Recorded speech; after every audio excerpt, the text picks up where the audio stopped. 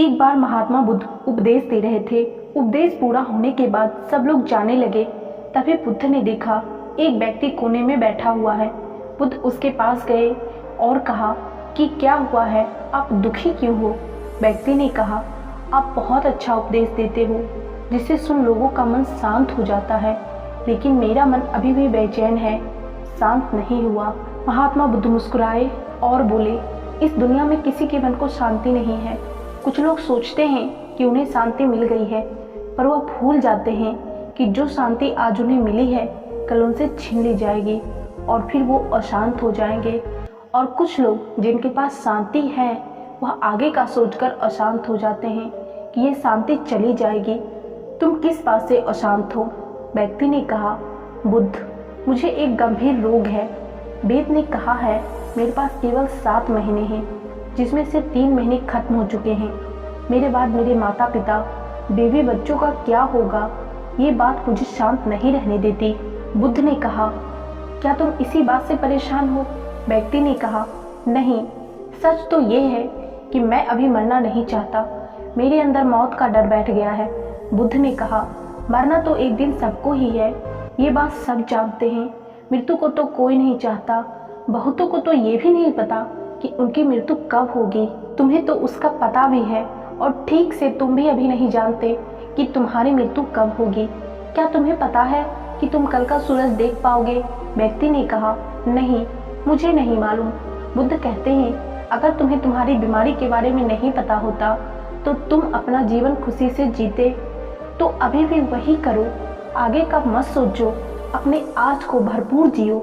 जो जीवन शेष है उसे जियो, जो मिल रहा है उसे स्वीकार करो। व्यक्ति बोला, अभी तो मैं केवल 35 वर्ष का हूँ, मैंने अपना जीवन ठीक से देखा तक नहीं, मैं अभी कैसे मृत्यु को प्राप्त हो सकता हूँ? बुद्ध ने कहा, क्या तुम्हें याद है कि तुमने ये 35 वर्ष कैसे निकाले? कब ये समय बीत गया? नहीं ना, तुम्हें कुछ खास पल ही याद होंगे। एक एक दिन तुमने कैसे जिया तुम्हें भी मालूम नहीं होगा, क्योंकि तुमने अपना जीवन होश पूर्वक कभी जिया ही नहीं। अगर तुमने अपना जीवन होश में जिया होता तो ये 35 वर्ष तुम्हारे लिए 35,000 वर्ष के बराबर होता और प्रत्येक दिन तुम खुशी से जीते। लेकिन तुमने सारा समय नष्ट कर दिया और अब मृत्यु के समय भाग रहे हो। जीवन और मृत्यु दोनों ही उपहार हैं। व्यक्ति ने कहा, मैं आपकी बात नहीं समझ पा रहा हूँ। जीवन उपहार है ये समझ आता है, लेकिन मृत्यु भी उपहार है, ये कैसे हो सकता है? जब वो व्यक्ति और बुद्ध बात कर रहे थे तभी व्यक्ति के पिता वहां पहुंच गए और उनकी सारी बातें सुनी। बुद्ध ने कहा, वास्तव में मृत्यु जागरण है।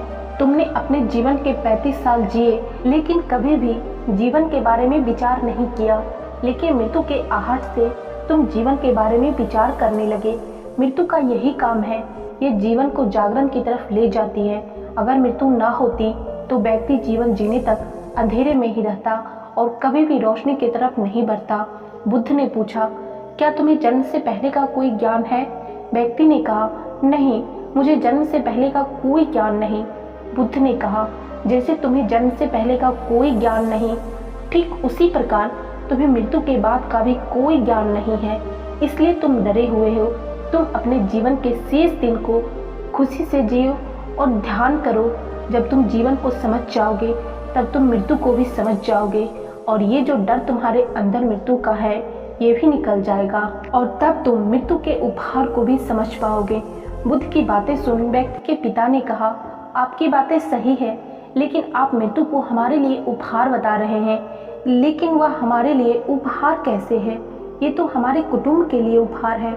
अगर ये हमसे छिन जाएगा तो हमारा उपहार भी हमसे छिन जाएगा, तब हम क्या करेंगे?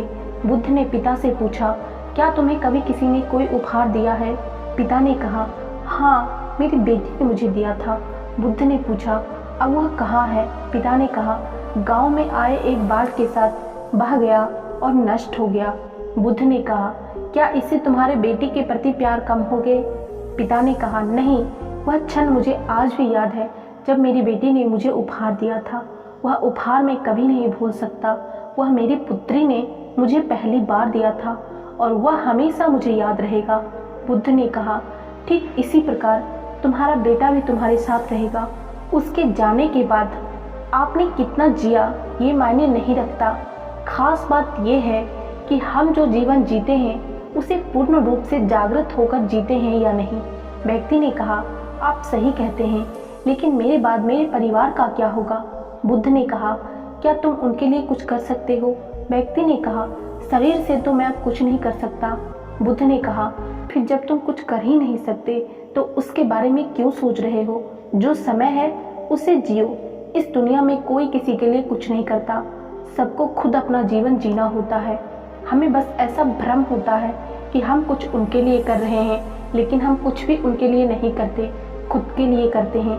अगर आज तुम अपने परिवार के लिए जमीन जायदाद इकट्ठा कर रहे हो तो ये तुम उनके लिए नहीं, अपने लिए कर रहे हो। इसे करने से तुम्हारे अंदर आंतरिक शांति रहेगी, लेकिन तुम रहोगे इस भ्रम में कि तुमने उनके लिए किया है, लेकिन ये तुम खुद के लिए करते हो। अगर तुम उनके लिए कुछ भी नहीं करोगे तो भी उनके जीवन में कोई खास फर्क नहीं पड़ेगा, क्योंकि जीवन कभी भी एक समान नहीं रहता, कठिनाइयों से भरा रहता है। जीवन कभी भी आसान नहीं रहा है, संघर्ष करना पड़ता है, तभी जीवन चलता है। गरीब व्यक्ति से ज़्यादा परेशान अमीर व्यक्ति होता है।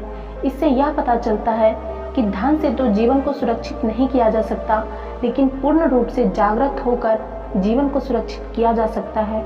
ऐसा करने से हम जीवन की सभी कठिनाइयों को समझ पाते हैं, जीवन और मृत्यु के बीच का खेल भी समझ पाते हैं। महात्मा बुद्ध की बात सुनकर वह व्यक्ति बोला, महात्मन, मैं आपकी बातों को समझ गया हूँ। अब मुझे मृत्यु का भय भी नहीं, मेरे अंदर से मृत्यु का सारा भय खत्म हो गया है और अपना बचा हुआ जीवन मैं खुशी से जीऊँगा। दोस्तों, इस कहानी से आप लोगों को क्या सीखने को मिली? आप हमें कमेंट करके अपनी राय जरूर दीजिएगा और वीडियो को लाइक जरूर कर दीजिएगा। और चैनल पर नए हैं तो चैनल को सब्सक्राइब करके बेल नोटिफिकेशन जरूर प्रेस कर लीजिएगा, ताकि मैं इस चैनल पर जो भी वीडियो अपलोड करूं आपको उसका नोटिफिकेशन सबसे पहले मिले। और इस चैनल पे आपको इसी तरह के मोटिवेशनल, इंस्पिरेशनल और life changing video life time देखने को मिलते रहेंगे। बस आप लोग अपना प्यार और सपोर्ट हमारे चैनल के लिए बनाए रखिए।